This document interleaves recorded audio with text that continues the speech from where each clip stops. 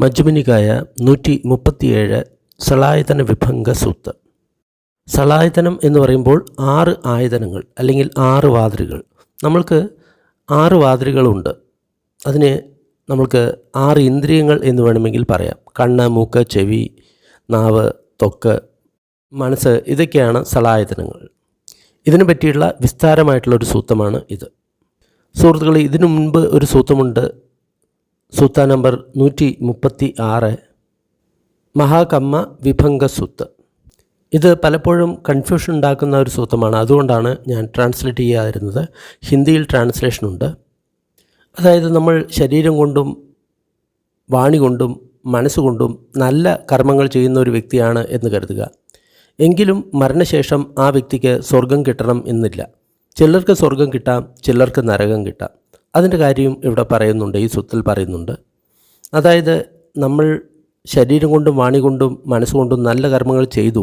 പക്ഷേ അതിന് മുൻപും പിൻപും നമ്മൾ ചീത്ത കർമ്മങ്ങൾ ചെയ്തിട്ടുണ്ട്. അതുകൂടാതെ മരണസമയത്ത് നമ്മൾക്ക് സമ്മാദിഠ്യയല്ല മിഥ്യാദിഠ്യാണ് ഉണ്ടാകുന്നത് എങ്കിൽ നമ്മൾ ചിലപ്പോൾ നരകത്തിലായിരിക്കും ജനിക്കുക. അതേപോലെ തന്നെ ശരീരം, വാണി, മനസ്സുകൊണ്ട് നമ്മൾ ചീത്ത കാര്യങ്ങളായിരിക്കും ചെയ്തിരിക്കുക. പക്ഷേ ചില സമയത്ത് നമ്മൾക്ക് സ്വർഗത്തിൽ വാസവും ലഭിക്കാം. അതിൻ്റെ കാരണം ചീത്ത കർമ്മങ്ങൾ ചെയ്യുന്നതിന് മുൻപും പിൻപും ഒരുപക്ഷെ നമ്മൾ നല്ല കർമ്മങ്ങൾ ചെയ്തിരിക്കാം. ചിലപ്പോൾ മരണസമയത്ത് സമ്മാദിഠ്യായിരിക്കാം. അതുമൂലം ആയിരിക്കും ആ വ്യക്തിക്ക് സ്വർഗം കിട്ടുന്നത്. അപ്പോൾ കർമ്മം എന്ന് പറയുന്നത് അല്പം കോംപ്ലിക്കേറ്റ് ആയിട്ടുള്ള കാര്യമാണ്. അതാണ് ഈ സൂത്രത്തിൽ പറയുന്നത്. അത് നമ്മൾക്ക് സാധാരണക്കാർക്ക് ഒരുപാട് കൺഫ്യൂഷൻ കൊടുക്കും. അതുകൊണ്ടാണ് സൂത്രത്തെ ട്രാൻസ്ലേറ്റ് ചെയ്യാറുള്ളത്. ഞാൻ ഇങ്ങനെ കേട്ടു, ഒരിക്കൽ ഭഗവാൻ ശ്രാവസ്തിയിൽ ജേതവനത്തിൽ അനാഥപിണ്ഡകൻ്റെ ആശ്രമത്തിൽ വിഹരിക്കുകയായിരുന്നു. ആ സമയത്ത് ഭഗവാൻ ഭിക്ഷുക്കളെ ഇങ്ങനെ അഭിസംബോധന ചെയ്തു. ഭിക്ഷുക്കളെ പറഞ്ഞാലും ബന്ദേ എന്ന് പറഞ്ഞ് ആ ഭിക്ഷുക്കൾ പ്രത്യുത്തരം കൊടുത്തു. ഭഗവാൻ ഇങ്ങനെ പറഞ്ഞു, ഭിക്ഷുക്കളെ, ഞാൻ നിങ്ങൾക്ക് സലായതന വിഭംഗം എന്ന് പറയുന്ന കാര്യത്തെ പറഞ്ഞുതരാം. വളരെ ശ്രദ്ധയോടുകൂടി കേൾക്കുക, ഞാൻ പറയാം. ശരി ബന്ദേ എന്ന് പറഞ്ഞ ആ ഭിക്ഷുക്കൾ ഭഗവാന് പ്രത്യുത്തരം കൊടുത്തു.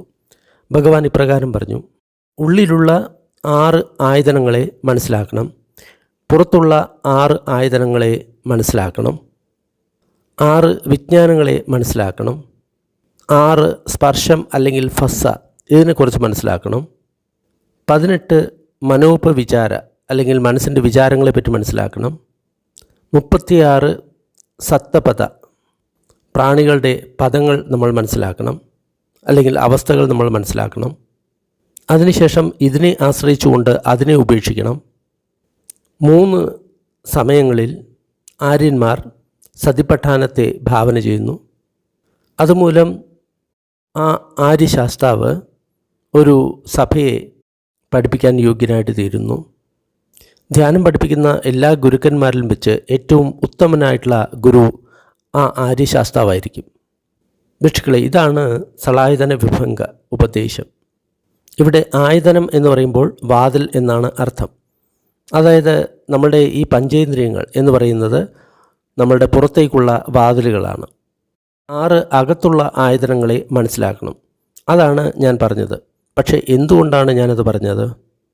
ഈ ആയതനങ്ങൾ ചക്കായതനം, ചക്ഷു അല്ലെങ്കിൽ കണ്ണിൻ്റെ ആയതനം, സോതായതനം ചെവി അതിൻ്റെ ആയതനം, ഘാണായതനം അതായത് മൂക്കിൻ്റെ ആയതനം, ജിഹ്വായതനം നാവിൻ്റെ ആയതനം, കായായതനം ശരീരത്തിൻ്റെ ആയതനം, മനായതനം മനസ്സിൻ്റെ ആയതനം അല്ലെങ്കിൽ വാതിൽ. ഈ ഉള്ളിലുള്ള 6 ആയതനങ്ങളെ മനസ്സിലാക്കണം. അതാണ് ഞാൻ പറഞ്ഞത്. അത് പറഞ്ഞതിൻ്റെ കാരണം ഇതാണ്. 6 പുറത്തുള്ള ആയതനങ്ങളെ മനസ്സിലാക്കണം. അതാണ് ഞാൻ പറഞ്ഞത്. പക്ഷേ എന്തുകൊണ്ടാണ് ഞാനത് പറഞ്ഞത്? രൂപത്തിൻ്റെ ആയതനം ഉണ്ട്, ശബ്ദത്തിൻ്റെ ആയതനം ഉണ്ട്, ഗന്ധത്തിൻ്റെ ആയതനം ഉണ്ട്, രസത്തിൻ്റെ ആയതനം ഉണ്ട്, ഫോഡഭ അല്ലെങ്കിൽ സ്പർശത്തിൻ്റെ ആയതനം ഉണ്ട്, ധമ്മ അതായത് മനസ്സിലുണ്ടാകുന്ന ധർമ്മത്തിൻ്റെ ആയതനമുണ്ട്. പുറത്തുള്ള ഈ 6 ആയതനങ്ങളെ നമ്മൾ മനസ്സിലാക്കണം. അതാണ് ഞാൻ പറഞ്ഞത്. ഇതിനാലാണ് ഞാൻ പറഞ്ഞത്. 6 വിജ്ഞാനങ്ങളെ മനസ്സിലാക്കണം. അതാണ് ഞാൻ പറഞ്ഞത്. പക്ഷേ എന്തുകൊണ്ടാണ് ഞാനത് പറഞ്ഞത്? ചക്കു വിജ്ഞാനം അല്ലെങ്കിൽ ചക്ഷു വിജ്ഞാനമുണ്ട്, സോതവിജ്ഞാനം അല്ലെങ്കിൽ കേൾവിയുടെ വിജ്ഞാനമുണ്ട്, ഘാണവിജ്ഞാനം മൂക്കിൻ്റെ വിജ്ഞാനമുണ്ട്, ജിഹ്വാവിജ്ഞാനം. നാവിൻ്റെ വിജ്ഞാനമുണ്ട്, കായവിജ്ഞാനം. ശരീരത്തിൻ്റെ വിജ്ഞാനമുണ്ട്, മനോവിജ്ഞാനം. മനസ്സിൻ്റെ വിജ്ഞാനമുണ്ട്. ഈ 6 തരത്തിലുള്ള വിജ്ഞാനങ്ങളെ മനസ്സിലാക്കണം. അതാണ് ഞാൻ പറഞ്ഞത്. അത് പറയാനുള്ള കാരണം ഇതാണ്. 6 തരത്തിലുള്ള സ്പർശത്തെക്കുറിച്ച് നമ്മൾ മനസ്സിലാക്കണം. അതാണ് ഞാൻ പറഞ്ഞത്. പക്ഷേ എന്തുകൊണ്ടാണ് ഞാനത് പറഞ്ഞത്? ചക്കു സംഫസ്സു, ചക്കുവിൻ്റെ സ്പർശം അല്ലെങ്കിൽ കണ്ണിൻ്റെ സ്പർശം ഉണ്ടാകാറുണ്ട്. അതായത് കണ്ണിൻ്റെ രൂപവുമായിട്ടുള്ള സ്പർശത്തെയാണ് ചക്കു സംഫസ്സോ എന്ന് പറയുന്നത്. അതേപോലെ തന്നെ സോദ സംഫസ്സോ, കാതിൻ്റെ സ്പർശം. ഘാണ സംഫസ്സോ, മൂക്കിൻ്റെ സ്പർശം. ജിഹ്വാ സംഫസ്സോ, നാവിൻ്റെ സ്പർശം. കായ സംഫസ്സോ, ശരീരത്തിൻ്റെ സ്പർശം. മനോ സംഫസ്സോ, മനസ്സിൻ്റെ സ്പർശം.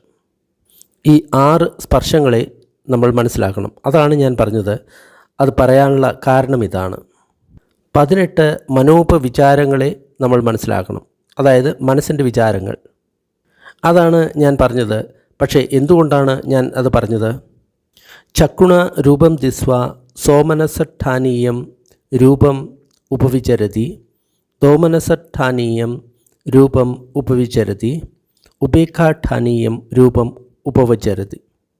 കണ്ണിനാൽ നമ്മൾ ഒരു രൂപം കാണുന്ന സമയത്ത് മനസ്സിൽ സന്തോഷം ഉണ്ടാകാം. അതിനെ സോമനസം എന്ന് പറയുന്നു. അല്ലെങ്കിൽ ദോമനസം ഉണ്ടാകാം, അല്ലെങ്കിൽ ദ്വേഷം ഉണ്ടാകാം, അല്ലെങ്കിൽ ഉപേക്ഷ അല്ലെങ്കിൽ സമത ഉണ്ടാകാം. ഇതുപോലെ തന്നെയാണ് കാതുകൾ കൊണ്ട് ശബ്ദം കേൾക്കുന്ന സമയത്ത്, മൂക്കുകൊണ്ട് ഗന്ധം ശ്വസിക്കുന്ന സമയത്ത്, നാവ് കൊണ്ട് രുചി അനുഭവിക്കുന്ന സമയത്ത്, ശരീരം കൊണ്ട് സ്പർശം അനുഭവിക്കുന്ന സമയത്ത്, മനസ്സിൽ ഒരു ധർമ്മം ഉണ്ടാകുന്ന സമയത്ത് നമ്മുടെ മനസ്സിൽ സോമനസം അല്ലെങ്കിൽ സന്തോഷമുണ്ടാകാം, ദോർമനസം അല്ലെങ്കിൽ ദ്വേഷമുണ്ടാകാം, അല്ലെങ്കിൽ ഉപേക്ഷ അല്ലെങ്കിൽ സമതയുണ്ടാകാം. അതിനാൽ 6 തരത്തിലുള്ള സോമനസ് അല്ലെങ്കിൽ മനസ്സിൻ്റെ സന്തോഷമുണ്ടാകുന്ന ചിന്തകൾ ഉണ്ടാകാറുണ്ട്. 6 തരത്തിലുള്ള ദോർമനസം അല്ലെങ്കിൽ മനസ്സിൽ ദ്വേഷം അല്ലെങ്കിൽ സങ്കടം ഉണ്ടാക്കുന്ന ചിന്തകൾ ഉണ്ടാകാറുണ്ട്.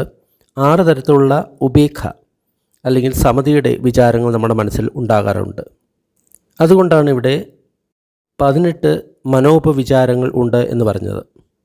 അതാണ് ഞാൻ പറഞ്ഞത്. അത് പറയാനുള്ള കാരണം ഇതാണ്. 36 സത്തപത അല്ലെങ്കിൽ പ്രാണികളുടെ അവസ്ഥ നമ്മൾ മനസ്സിലാക്കണം. അതാണ് ഞാൻ പറഞ്ഞത്. പക്ഷേ എന്തുകൊണ്ടാണ് ഞാനത് പറഞ്ഞത്? 6 തരത്തിലുള്ള ഗൃഹസ്ഥരുടെ സന്തോഷം അല്ലെങ്കിൽ സോമനസം ഉണ്ട്. 6 തരത്തിലുള്ള സന്യാസിമാരുടെ അല്ലെങ്കിൽ നിഷ്ക്രമണം ചെയ്തവരുടെ സന്തോഷമുണ്ട്. 6 തരത്തിലുള്ള ഗൃഹസ്ഥന്മാരുടെ ദോർമനസം അല്ലെങ്കിൽ ദ്വേഷം അല്ലെങ്കിൽ സങ്കടമുണ്ട്. 6 തരത്തിലുള്ള സന്യാസിമാരുടെ ദോർമനസം അല്ലെങ്കിൽ ദ്വേഷം അല്ലെങ്കിൽ സങ്കടമുണ്ട്. 6 തരത്തിലുള്ള ഗൃഹസ്ഥന്മാരുടെ ഉപേക്ഷ ഉണ്ട് അല്ലെങ്കിൽ സമതയുണ്ട്. 6 തരത്തിലുള്ള സന്യാസിമാരുടെ സമത അല്ലെങ്കിൽ ഉപേക്ഷ ഉണ്ട്. 6 തരത്തിലുള്ള ഗൃഹസ്ഥന്മാരുടെ സോമനസം അല്ലെങ്കിൽ സന്തോഷം അത് എന്താണ്? കണ്ണിനാൽ കാണപ്പെടുന്ന രൂപം അത് ഇഷ്ടമാണ്, ആഗ്രഹിക്കുന്നതാണ്, അനുകൂലമാണ്, സന്തോഷമുണ്ടാക്കുന്നതാണ്. ലോകത്തിലെ ആമിഷസുഖമാണ്. അതായത് ആ സുഖം കളങ്കമുള്ളതാണ്. അതാണ് ആമിഷസുഖം എന്ന് പറഞ്ഞത്. ആ രൂപം കാണുന്നത് ഒരു ഉപലബ്ധിയായിട്ടാണ് ആ വ്യക്തി അറിയുന്നത്. അതുകൊണ്ടാണ് സന്തോഷമുണ്ടാകുന്നത്. അതുകൂടാതെ നമ്മൾ മുൻപ് കണ്ടിരുന്ന ആ രൂപം, അതിനെപ്പറ്റി നമ്മൾ ഓർക്കുന്നു. ആ രൂപം മുൻപ് തന്നെ ഇല്ലാതായി, അത് പോയി, അത് നാശമായി. പക്ഷേ അതിനെ ഓർത്ത് നമ്മൾ സന്തോഷിക്കുന്നു. ഇതാണ് മിക്ക സമയത്തും നടക്കുന്നത്. അതായത് നമ്മൾ വർത്തമാന സമയത്ത് നമ്മൾ രൂപത്തെ കാണുന്ന സമയത്ത് അതിൽ ആസക്തരാകുന്നു. അതേപോലെ തന്നെ നമ്മൾ മുൻപ് കണ്ടിട്ടുള്ള എന്നാൽ ഇപ്പോൾ ഇല്ലാത്ത രൂപത്തെ നമ്മൾ ഓർത്ത് ആസ്വദിക്കുന്നു. ആ രൂപത്തെ കാണുന്നത് ഒരു ഉപലബ്ധിയായിട്ടാണ് നമ്മൾ കാണുന്നത്. ഉദാഹരണമായിട്ട് പലരും പറയാറുണ്ട്, ഞാൻ താജ്മഹൽ കണ്ടിട്ടുണ്ട്, ഞാൻ ജീവിതത്തിൽ ഇന്ന കാര്യങ്ങൾ കണ്ടിട്ടുണ്ട് എന്നെല്ലാം പറയുന്ന സമയത്ത് ഈ തരത്തിലുള്ള ഗൃഹസ്ഥന്മാരുടെ സുഖമാണ് അവിടെ വരുന്നത്.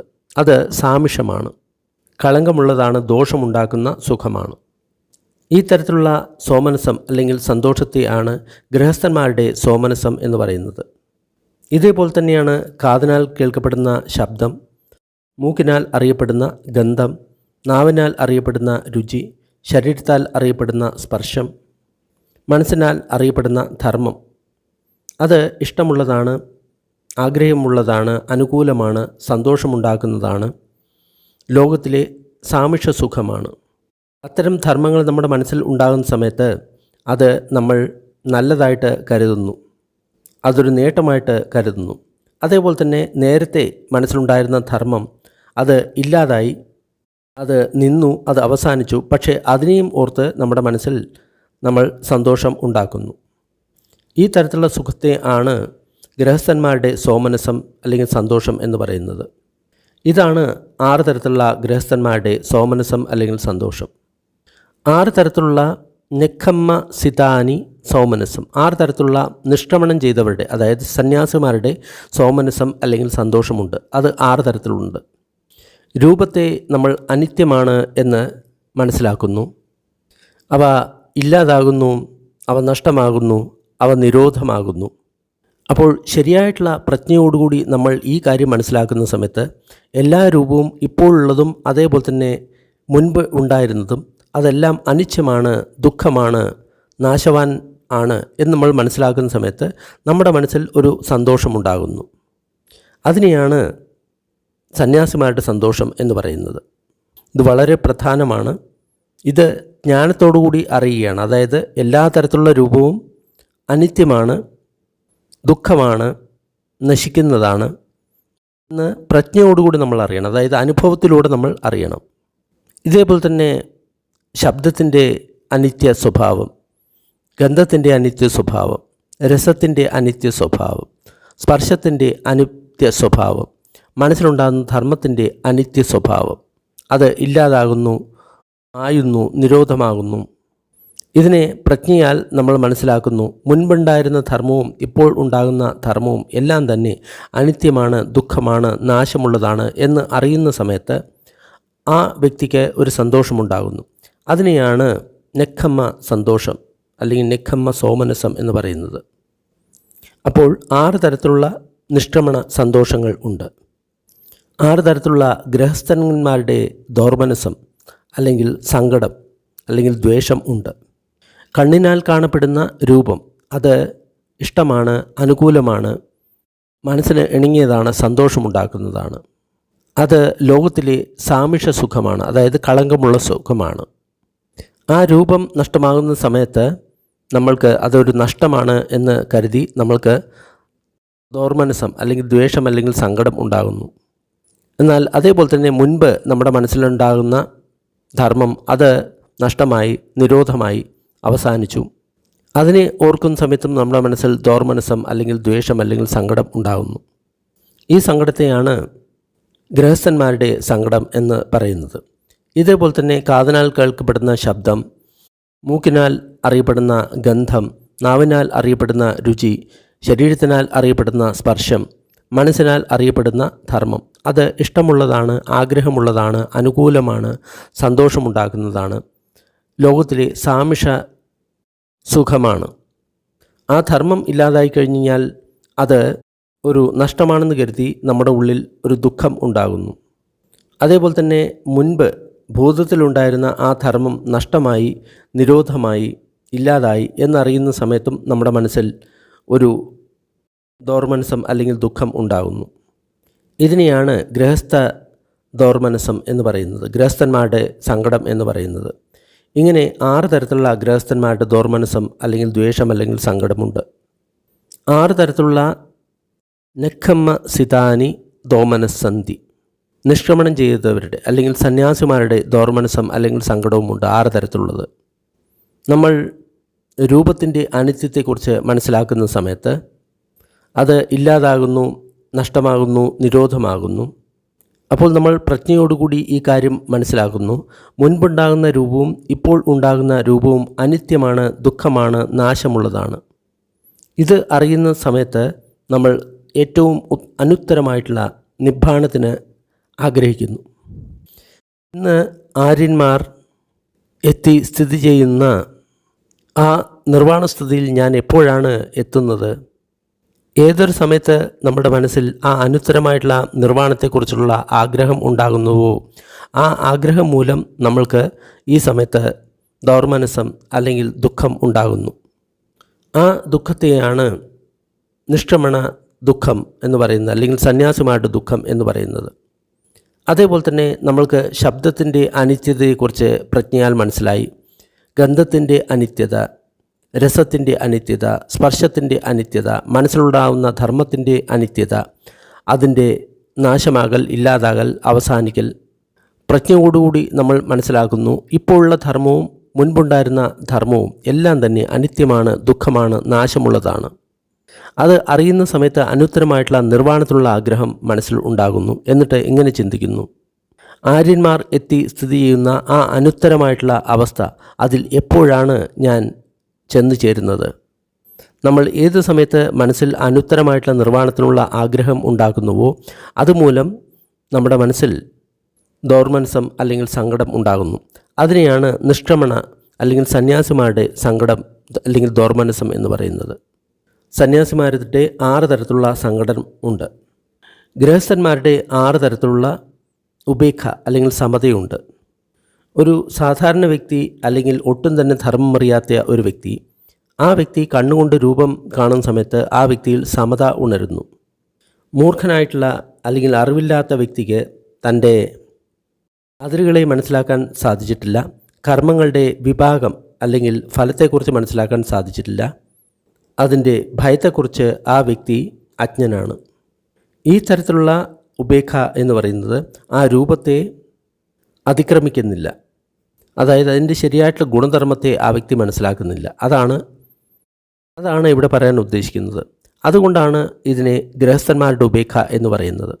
അതേപോലെ തന്നെ കാതുകൾ കൊണ്ട് ശബ്ദം കേൾക്കുന്ന സമയത്ത്, മൂക്കുകൊണ്ട് മണം അറിയുന്ന സമയത്ത്, നാവ് കൊണ്ട് രുചി അറിയുന്ന സമയത്ത്, ശരീരം കൊണ്ട് സ്പർശിക്കുന്ന സമയത്ത്, മനസ്സിൽ ധർമ്മം ഉൽപ്പന്നമാകുന്ന സമയത്ത്, ഒരു സാധാരണ ധർമ്മം അറിയാത്ത വ്യക്തിയുടെ മനസ്സിൽ ഉപേക്ഷ അല്ലെങ്കിൽ സമത ഉണ്ടാകുന്നു. എന്നാൽ മൂർഖനായിട്ടുള്ള സാധാരണ വ്യക്തി അവരുടെ അതിരുകളെ അതിക്രമിച്ചിട്ടില്ല. അതുകൂടാതെ കർമ്മത്തിൻ്റെ വിഭാഗം അല്ലെങ്കിൽ ഫലത്തെക്കുറിച്ചിട്ട് ആ വ്യക്തി അറിയുന്നില്ല. അതിൻ്റെ കുറവുകൾ അല്ലെങ്കിൽ ഭയം അതിനെക്കുറിച്ചിട്ട് ആ വ്യക്തി അറിയുന്നില്ല. ആ തരത്തിലുള്ള ഉപേക്ഷ ധർമ്മത്തെ ഒരിക്കലും അതിക്രമിക്കുന്നില്ല. അതുകൊണ്ടാണ് ഇതിനെ ഗൃഹസ്ഥന്മാരുടെ ഉപേക്ഷ എന്ന് പറയുന്നത്. ഇങ്ങനെ 6 തരത്തിലുള്ള ഗൃഹസ്ഥന്മാരുടെ ഉപേക്ഷ ഉണ്ട് അല്ലെങ്കിൽ സമതയുണ്ട്.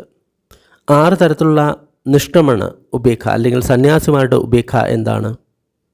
നമ്മൾക്ക് രൂപത്തിൻ്റെ അനിത്യതയെക്കുറിച്ച് മനസ്സിലാക്കുന്നു, പ്രജ്ഞയാൽ മനസ്സിലാക്കുന്നു. അതിൻ്റെ നാശം, ഇല്ലാതാകൽ, നിരോധം ഇത് മനസ്സിലാക്കപ്പെടുന്നു. ശരിയായിട്ടുള്ള പ്രജ്ഞയാൽ നമ്മൾക്ക് ഇങ്ങനെ മനസ്സിലാക്കുന്നു, മുൻപുണ്ടായിരുന്ന രൂപവും അതേപോലെ തന്നെ ഇപ്പോൾ ഉണ്ടാകുന്ന രൂപവും അനിത്യമാണ്, ദുഃഖമാണ്, നാശമുള്ളതാണ് എന്ന് അറിയുന്നു. ഈ തരത്തിലുള്ള ഉപേക്ഷ അല്ലെങ്കിൽ സമത രൂപത്തെ മറികടക്കുന്നു, രൂപത്തിൻ്റെ അപ്പുറത്തേക്ക് പോകുന്നു. അതായത് നമ്മൾ ആ രൂപത്തെ കാണുക മാത്രമല്ല, അതിൻ്റെ ശരിയായിട്ടുള്ള സ്വഭാവത്തെ കൂടി നമ്മൾ പ്രജ്ഞയാൽ മനസ്സിലാക്കുന്നു. അനിത്യമാണ്, ദുഃഖമാണ്, നാശമുള്ളതാണ് എന്ന് മനസ്സിലാക്കുന്നു. അപ്പോൾ അവിടെ പ്രജ്ഞയുണ്ട്. അതുകൊണ്ടാണ് അതിനെ സന്യാസിമാരുടെ ഉപേക്ഷ എന്ന് പറയുന്നത്. ഇതേപോലെ തന്നെ ശബ്ദത്തിൻ്റെ അനിത്യത നമ്മൾ മനസ്സിലാക്കുന്നു, ഗന്ധത്തിൻ്റെ അനിത്യത, രസത്തിൻ്റെ അനിത്യത, സ്പർശത്തിൻ്റെ അനിത്യത, മനസ്സിലുണ്ടാകുന്ന ധർമ്മത്തിൻ്റെ അനിത്യത, അതിൻ്റെ ഇല്ലാതാകൽ, അതിൻ്റെ നിരോധം. അപ്പോൾ നമ്മളിങ്ങനെ മനസ്സിലാക്കുന്നു, മുൻപ് ഉണ്ടായിരുന്ന ധർമ്മവും ഇപ്പോൾ ഉണ്ടായിരുന്ന ധർമ്മവും അതിനെല്ലാം നമ്മൾ പ്രജ്ഞയോടുകൂടി മനസ്സിലാക്കുന്നു. എല്ലാ ധർമ്മവും അനിത്യമാണ്, ദുഃഖമാണ്, നാശമുള്ളതാണ്. ഈ തരത്തിലുള്ള ഉപേക്ഷ ആ ധർമ്മത്തെ അതിക്രമണം ചെയ്യുന്നതാണ്. അതുകൊണ്ടാണ് അതിനെ സന്യാസിമാരുടെ ഉപേക്ഷ എന്ന് പറയുന്നത്. ഇതാണ് സന്യാസിമാരുടെ ഉപേക്ഷ. 36 സത്തപത അല്ലെങ്കിൽ പ്രാണികളുടെ അവസ്ഥ നമ്മളത് മനസ്സിലാക്കേണ്ടതുണ്ട്. അതാണ് ഞാൻ പറഞ്ഞത്. പറഞ്ഞതിൻ്റെ കാരണം ഇതാണ്. തത്ര ഇതം നിസ്സയ ഇതം പചഹതി. ഇതിനെ ആശ്രയിച്ചുകൊണ്ട് അത് ഉപേക്ഷിക്കുക. അതാണ് ഞാൻ പറഞ്ഞത്. പക്ഷേ എന്തുകൊണ്ടാണ് ഞാനത് പറഞ്ഞത്? 6 തരത്തിലുള്ള സന്യാസിമാരുടെ സന്തോഷത്തെ അല്ലെങ്കിൽ സോമനത്തെ ആശ്രയിച്ചുകൊണ്ട് 6 തരത്തിലുള്ള ഗൃഹസ്ഥന്മാരുടെ സോമനസത്തെ അല്ലെങ്കിൽ സന്തോഷത്തെ നമ്മൾ അതിക്രമിക്കണം. അങ്ങനെയാണ് അതിനെ ഉപേക്ഷിക്കേണ്ടത്, അങ്ങനെയാണ് അതിനെ അതിക്രമിക്കേണ്ടത്. അതായത് ഗൃഹസ്ഥ സുഖത്തേക്കാൾ നമ്മൾ പ്രാധാന്യം കൊടുക്കേണ്ടത് സന്യാസിമാരുടെ സോമനസം അല്ലെങ്കിൽ സുഖത്തിനാണ്. 6 തരത്തിലുള്ള സന്യാസിമാരുടെ ദൗർമനസം അല്ലെങ്കിൽ സങ്കടത്തെ ആശ്രയിച്ചുകൊണ്ട് 6 തരത്തിലുള്ള ഗൃഹസ്ഥന്മാരുടെ സങ്കടത്തെ നമ്മൾ ഉപേക്ഷിക്കണം. ഇപ്രകാരമാണ് അതിനെ ഉപേക്ഷിക്കേണ്ടത്, ഇപ്രകാരമാണ് അതിനെ അതിക്രമണം ചെയ്യേണ്ടത്. 6 തരത്തിലുള്ള സന്യാസിമാരുടെ ഉപേക്ഷയെ ആശ്രയിച്ചുകൊണ്ട് 6 തരത്തിലുള്ള ഗൃഹസ്ഥന്മാരുടെ ഉപേക്ഷയെ നമ്മൾ മറികടക്കണം. അതിനെ ഉപേക്ഷിക്കണം, അതിനെ നമ്മൾ മറികടക്കണം. 6 തരത്തിലുള്ള സന്യാസിമാരുടെ സന്തോഷത്തെ ആശ്രയിച്ചുകൊണ്ട് 6 തരത്തിലുള്ള സന്യാസിമാരുടെ ദൗർമനസം അല്ലെങ്കിൽ സങ്കടത്തെ നമ്മൾ അതിക്രമിക്കണം. അപ്രകാരമാണ് അതിനെ ഉപേക്ഷിക്കുന്നത്, അപ്രകാരമാണ് അതിനെ അതിക്രമിക്കുന്നത്. 6 തരത്തിലുള്ള സന്യാസിമാരുടെ ഉപേക്ഷയെ ആശ്രയിച്ചുകൊണ്ട് 6 തരത്തിലുള്ള സന്യാസിമാരുടെ സോമനസം അല്ലെങ്കിൽ സന്തോഷത്തെ നമ്മൾ ഉപേക്ഷിക്കണം. ഇപ്രകാരമാണ് അതിനെ ഇല്ലാതാക്കുന്നത്, അതിനെ ഉപേക്ഷിക്കുന്നത്. അതായത് ആത്യന്തികമായിട്ട് സന്യാസിമാരുടെ സന്തോഷത്തെയും അതേപോലെ തന്നെ ദുഃഖത്തെയും അതിക്രമിച്ചുകൊണ്ട് നമ്മൾ ഉപേക്ഷ, സമതയിൽ സ്ഥിരമാകണം എന്നാണ് ഈ പറഞ്ഞതിൻ്റെയൊക്കെ രത്ന ചുരുക്കം. ഭിക്ഷുക്കളെ, ഉപേക്ഷ എന്ന് പറയുന്നത് നാനാ പ്രകാരത്തിലുള്ളതാണ്, നാനാ പ്രകാരത്തിൽ ആശ്രിതമാണ്. അതേപോലെ തന്നെ ഉപേക്ഷ ഒന്നിൽ ആശ്രയിച്ചിട്ടുള്ളതുണ്ട്, ഒരു ഉപേക്ഷ മാത്രവും ഉണ്ട്. നാനാത്വമായിട്ടുള്ള നാനാത്വ കാര്യങ്ങളിൽ സ്ഥിതി ചെയ്യുന്ന ഉപേക്ഷ എന്താണ്? രൂപത്തിലുള്ള ഉപേക്ഷ, ശബ്ദത്തിലുള്ള ഉപേക്ഷ, ഗന്ധത്തിലുള്ള ഉപേക്ഷ, രസത്തിലുള്ള ഉപേക്ഷ, സ്പർശത്തിലുള്ള ഉപേക്ഷ. ഭിക്ഷുക്കളെ, ഈ ഉപേക്ഷയാണ് നാനാത്വ ഉപേക്ഷ, നാനാ തരത്തിലുള്ള ഉപേക്ഷ അല്ലെങ്കിൽ നാനാ തരത്തിലുള്ള കാര്യത്തിൽ സ്ഥിതി ചെയ്യുന്ന ഉപേക്ഷ എന്ന് പറയുന്നത്. ഭിക്ഷുക്കളെ, ഏകത്വത്തിൽ സ്ഥിതി ചെയ്യുന്ന ഉപേക്ഷ ഏതാണ്? സമത ഏതാണ്? ഭിക്ഷുക്കളെ, ആകാശഞ്ചായതന സ്ഥിത, വിജ്ഞാനഞ്ചായതന സ്ഥിത, അകിഞ്ചന്യായതന സ്ഥിത, നേവ സന്യായതന നാ സന്യായതന സ്ഥിത. ഭിക്ഷുക്കളെ, ഈ തരത്തിലുള്ള ഉപേക്ഷ ഏകത്വമാണ്, ഏകത്വത്തിൽ സ്ഥിതി ചെയ്യുന്നതാണ്. അതായത് 4 അരൂപധ്യാനങ്ങളിലുള്ള ഉപേക്ഷ അല്ലെങ്കിൽ സമത ആ അരൂപധ്യാനങ്ങളിൽ മാത്രം ആശ്രയിച്ചുള്ളതാണ്. ഭിക്ഷുക്കളെ, ഏകത്വത്തിൽ സ്ഥിതി ചെയ്യുന്ന, ഏകത്വത്തെ ആശ്രയിച്ച് സ്ഥിതി ചെയ്യുന്ന ഉപേക്ഷയെ ആശ്രയിച്ചുകൊണ്ട് നാനാത്വത്തിൽ സ്ഥിതി ചെയ്യുന്ന ആ ഉപേക്ഷത്തെ നമ്മൾ മറികടക്കുന്നു. ഇപ്രകാരമാണ് അതിനെ ഉപേക്ഷിക്കുന്നത്. അതിനാൽ നാനാത്വത്തിൽ പരിമിതപ്പെടാതെ അതിനെ ഉപേക്ഷിച്ചുകൊണ്ട് ഏകത്വത്തിലുള്ള ഉപേക്ഷയെ നമ്മൾ ഉപേക്ഷിക്കണം. അപ്രകാരമാണ് അതിനെ നമ്മൾ ഉപേക്ഷിക്കുന്നത്. അതിനാലാണ് ഞാൻ ഇങ്ങനെ പറഞ്ഞത്, ഇതിനെ ആശ്രയിച്ചുകൊണ്ട് അതിനെ ഉപേക്ഷിക്കണം. അതാണ് ഞാൻ പറഞ്ഞത്. അതിൻ്റെ കാരണം ഇതാണ്. ആര്യന്മാർ 3 തരത്തിലാണ് സതിപഠാനത്തെ മനസ്സിൽ ഭാവന ചെയ്യുന്നത്. അത് കാരണം ആ ഗുരുക്കന്മാർക്ക് ഒരു സഭയെ പഠിപ്പിക്കാൻ സാധിക്കുന്നു, നിർദ്ദേശങ്ങൾ കൊടുക്കാൻ സാധിക്കുന്നു.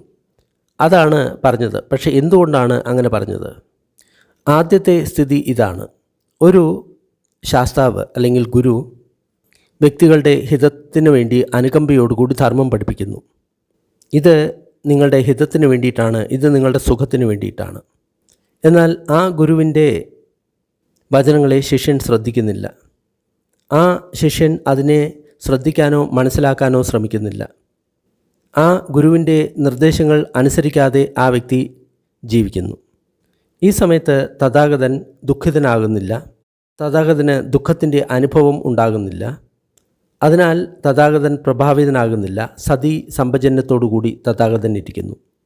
ഭിക്ഷുവെ, ഇതാണ് ആദ്യത്തെ കാര്യം. ഇതിനാൽ ആര്യന്മാർ സതിപഠാനത്തെ ഭാവന ചെയ്യുന്നു. അടുത്തതായിട്ട് ഒരു ശാസ്താവ് ധർമ്മം പഠിപ്പിക്കുന്നു അനുകമ്പ കൊണ്ട് മറ്റുള്ളവരുടെ ഹിതത്തിന് വേണ്ടിയിട്ട്. എന്നിട്ട് പറയുന്നു, ഇത് നിങ്ങളുടെ ഹിതത്തിന് വേണ്ടിയിട്ടാണ്, ഇത് നിങ്ങളുടെ സുഖത്തിന് വേണ്ടിയിട്ടാണ്. എന്നാൽ അദ്ദേഹത്തിൻ്റെ ശിഷ്യന്മാർ അദ്ദേഹത്തെ കേൾക്കുന്നില്ല. അവർ അതിനെ മനസ്സിലാക്കാനോ അല്ലെങ്കിൽ കേൾക്കാനോ ശ്രമിക്കുന്നില്ല. ആ നിർദ്ദേശങ്ങൾക്ക് അനുസരിക്കാതെ അവർ ജീവിക്കുന്നു. എന്നാൽ ചില ശിഷ്യന്മാർ അദ്ദേഹത്തെ കേൾക്കാൻ ആഗ്രഹിക്കുന്നു. അവർ അതിനെ കേൾക്കാൻ ശ്രമിക്കുന്നു, അതിനെ മനസ്സിലാക്കാൻ ശ്രമിക്കുന്നു. അതിനുശേഷം നിർദ്ദേശങ്ങൾക്ക് അനുസൃതമായിട്ട് അവർ ജീവിക്കാൻ ശ്രമിക്കുന്നു. ഈ അവസ്ഥയിലും തഥാഗതൻ ദുഃഖിതൻ ആകുന്നില്ല, അല്ലെങ്കിൽ മനസ്സിൽ സന്തോഷവും ഉണ്ടാകുന്നില്ല. സന്തോഷത്തെയും ദുഃഖത്തെയും ഉപേക്ഷിച്ചുകൊണ്ട് അദ്ദേഹം സമതയിൽ നിൽക്കുന്നു, സതി സമ്പജന്യത്തോടുകൂടി നിൽക്കുന്നു. ഇതാണ് രണ്ടാമത്തെ കാര്യം. ഇപ്പോഴാണ് ഒരു ആര്യനായിട്ടുള്ള വ്യക്തി സതിപട്ടാനത്തെ ഭാവന ചെയ്യുന്നത്. അടുത്ത അവസ്ഥ ഇതാണ്. ഒരു ശാസ്താവ് ധർമ്മം പഠിപ്പിക്കുകയാണ്, മനുഷ്യരോടുള്ള അനുകമ്പ കൊണ്ട്, അവരുടെ ഹിതത്തിനായിക്കൊണ്ട്. ഇത് നിങ്ങളുടെ ഹിതത്തിനാണ്, ഇത് നിങ്ങളുടെ സുഖത്തിനാണ്. അപ്പോൾ ആ ശിഷ്യന്മാർ കേൾക്കാൻ ആഗ്രഹിക്കുന്നു. അവർ അതിനെ ശരിയായിട്ട് കേൾക്കാൻ ശ്രമിക്കുന്നു, മനസ്സിലാക്കാൻ ശ്രമിക്കുന്നു. അവർ ആ നിർദ്ദേശങ്ങൾ അനുസരിക്കാൻ ശ്രമിക്കുന്നു. ഈ സമയത്ത് തഥാഗതൻ സന്തുഷ്ടനായിരിക്കും. അദ്ദേഹത്തിന് സന്തോഷത്തിൻ്റെ അനുഭവം ഉണ്ടായിരിക്കും. എന്നാൽ ആ അനുഭവത്തിൽ അദ്ദേഹം ഒരിക്കലും ബന്ധിതനാകുന്നില്ല, സതി സമ്പജന്യത്തോടുകൂടി ഇരിക്കുന്നു. ഇതാണ് മൂന്നാമത്തെ അവസ്ഥ. ഇവിടെ ആര്യന്മാർ സതിപഠാനം ചെയ്യുന്നു. ഇങ്ങനെയുള്ള ആര്യ ശാസ്ത്ര 3 അവസ്ഥകളിൽ സതിപഠാനത്തിൻ്റെ ഭാവനം ചെയ്യുന്നു. അതുമൂലം ആ ശാസ്താവിന് ഒരു സഭയെ പഠിപ്പിക്കാനുള്ള യോഗ്യത കൈവരുന്നു. അതാണ് ഞാൻ പറഞ്ഞത്. പറയാനുള്ള കാരണം ഇതാണ്. എല്ലാ തരത്തിലുമുള്ള ധ്യാന ഗുരുക്കന്മാരിൽ വെച്ച് ഈ ഗുരു ഏറ്റവും ശ്രേഷ്ഠനാണ്. അതാണ് ഞാൻ പറഞ്ഞത്. പറയാനുള്ള കാരണം എന്താണ്? ആനയ്ക്ക് ശിക്ഷണം കൊടുക്കുന്ന ഒരു വ്യക്തി, ആ ആന ആ പ്രശിക്ഷണം മൂലം ഒരു ദിശയിലേക്ക് മാത്രമേ പോവുകയുള്ളൂ, കിഴക്ക്, പടിഞ്ഞാറ്, വടക്ക്, തെക്ക്. അശ്വത്തെ അല്ലെങ്കിൽ കുതിരയെ അഭ്യസിപ്പിക്കുന്ന ഒരു വ്യക്തി മൂലം അഭ്യാസത്തിലിരിക്കുന്ന കുതിര ഒരു ദിശയിലേക്ക് മാത്രമേ പോവുകയുള്ളൂ, കിഴക്ക്, പടിഞ്ഞാറ്, വടക്ക്, തെക്ക്. കാളയെ അഭ്യസിക്കുന്ന ഒരു വ്യക്തിയാൽ പ്രേരിതനായി അഭ്യസിക്കുന്ന കാള ഒരു ദിശയിൽ മാത്രമേ പോവുകയുള്ളൂ, കിഴക്ക്, പടിഞ്ഞാറ്, വടക്ക്, തെക്ക്. എന്നാൽ ഭിക്ഷുക്കളെ തഥാഗതൻ അഭ്യസിക്കുന്ന സമയത്ത്, അർഹന്തൻ സമ്മാസംബുദ്ധൻ അഭ്യസിപ്പിക്കുന്ന സമയത്ത് അഭ്യസിക്കുന്ന വ്യക്തി 8 ദിശകളിൽ പോകുന്നു. ആ വ്യക്തിക്ക് രൂപമുണ്ട്, ആ വ്യക്തി രൂപത്തെ കാണുന്നു. ഇതാണ് ഒന്നാമത്തെ ദിശ. രൂപീ രൂപാണി പശ്യതി, അജ്യത്തം അരൂപസഞ്ജീ ബഹിദ്ധ രൂപാനി പശ്യതി. ഉള്ളിൽ അരൂപത്തെ കണ്ടുകൊണ്ട് പുറത്തുള്ള രൂപത്തെ ആ വ്യക്തി കാണുന്നു. ഇതാണ് രണ്ടാമത്തെ ദിശ. സുബന്ധേവ അതിമുക്തോ ഹോതി. ആ വ്യക്തി ശുഭകാര്യങ്ങളിൽ മാത്രം ശ്രദ്ധ കേന്ദ്രീകരിക്കുന്നു. ഇതാണ് മൂന്നാമത്തെ ദിശ. രൂപസന്യയെ അതിക്രമിച്ചുകൊണ്ട്, ദ്വേഷസന്യയെ അതിക്രമിച്ചുകൊണ്ട്, നാനാത്വ സന്യയെ അതിക്രമിച്ചുകൊണ്ട് അനന്ത ആകാശ എന്ന് പറയുന്ന ആകാശഞ്ചായതന ധ്യാനത്തിൽ എത്തി അവിടെ വിഹരിക്കുന്നു. ഇതാണ് നാലാമത്തെ ദിശ. ആകാശഞ്ചായതനത്തെ അതിക്രമിച്ചുകൊണ്ട് അനന്തം വിജ്ഞാനം എന്ന് പറയുന്ന വിജ്ഞാനഞ്ചായതന ധ്യാനത്തിൽ എത്തി അവിടെ വിഹരിക്കുന്നു. ഇതാണ് അഞ്ചാമത്തെ ദിശ. വിജ്ഞാനഞ്ച ആയതന ധ്യാനത്തെ അതിക്രമിച്ചുകൊണ്ട് നത്തികിഞ്ചി എന്ന് പറയുന്ന അകിഞ്ചന്യായതന എന്ന് പറയുന്ന സ്ഥലത്ത് എത്തിച്ചേരുന്നു. ഇതാണ് ആറാമത്തെ ദിശ. അകിഞ്ചന്യായതനം എന്ന് പറയുന്ന ആ അവസ്ഥയെ അതിക്രമിച്ചുകൊണ്ട് നേവസന്യ നാസന്യായതന എന്ന് പറയുന്ന അവസ്ഥയിൽ എത്തിച്ചേർന്ന് അവിടെ വിഹരിക്കുന്നു. ഇതാണ് ഏഴാമത്തെ ദിശ. നേവസന്യ നാസന്യായതന എന്ന ആ അവസ്ഥയെ അതിക്രമിച്ചുകൊണ്ട് സന്യ വേദീത നിരോധ എന്ന അവസ്ഥയിൽ എത്തിച്ചേരുന്നു. അതായത് സംഖ്യയും വേദനയും നിരോധമാകുന്ന അവസ്ഥ. ഇതാണ് എട്ടാമത്തെ ദിശ. ഭിക്ഷുക്കളെ, ഒരു തഥാഗതൻ, അർഹന്തൻ, സമ്മാസംബുദ്ധൻ വ്യക്തിയെ പരിശീലിപ്പിക്കുന്ന സമയത്ത് ആ വ്യക്തി 8 ദിശകളിലേക്ക് പോകുന്നു. എല്ലാ ധ്യാനഗുരുക്കന്മാരിൽ വെച്ച് ഏറ്റവും ശ്രേഷ്ഠനായിട്ടുള്ള ധ്യാനഗുരു തഥാഗതൻ തന്നെയാണ്. അതാണ് ഞാൻ പറഞ്ഞത്. പറയാനുള്ള കാരണം ഇതാണ് ഭഗവാൻ പറഞ്ഞത്. ഭിക്ഷുക്കൾ ഭഗവാന്റെ വചനത്തിൽ തൃപ്തരായി. എന്നിട്ട് ഭഗവാൻ പറഞ്ഞതിനെ അനുമോദിച്ചു. സളായതന വിഭംഗ സൂത്രം നിഠിതം. വളരെ പ്രേരണാദായകമായിട്ടുള്ളൊരു സൂത്രമാണ്. തീർച്ചയായിട്ടും നിങ്ങൾക്ക് അറിയുന്നവർക്ക് ഇത് ഫോർവേഡ് ചെയ്യുക. സൂത്രം ഇഷ്ടം ആയിക്കഴിഞ്ഞ് കഴിഞ്ഞാൽ ലൈക്ക് ചെയ്യുക, ഷെയർ ചെയ്യുക. കൂടുതൽ സൂത്രങ്ങൾ ഡിസ്ക്രിപ്ഷൻ ബോക്സിലുണ്ട്. കുറച്ച് സമയം നമ്മൾക്ക് പുണ്യധ്വനത്തിൻ്റെ അഭ്യാസം ചെയ്യാം. ദുഃഖം അനുഭവിക്കുന്ന സർവ്വപ്രാണികളും ദുഃഖത്തിൽ നിന്ന് വിമുക്തരാകട്ടെ. ഭയം അനുഭവിക്കുന്ന സർവ്വപ്രാണികളും ഭയത്തിൽ നിന്ന് വിമുക്തരാകട്ടെ. ശോകം അനുഭവിക്കുന്ന സർവ്വപ്രാണികളും ശോകത്തിൽ നിന്ന് വിമുക്തരാകട്ടെ. എല്ലാ പ്രാണികൾക്കും മുക്തി ലഭിക്കട്ടെ.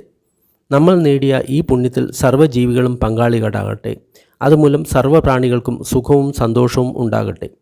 ഭൂമിയിലും ആകാശത്തിലും ഉള്ള സർവ്വപ്രാണികളും അധോലോകത്തെയും മനുഷ്യലോകത്തെയും ദേവലോകത്തെയും രൂപ അരൂപ ബ്രഹ്മലോകത്തിലെയും സർവ്വപ്രാണികളും നമ്മളുടെ ഈ പുണ്യത്തിൽ പങ്കാളികളാകട്ടെ.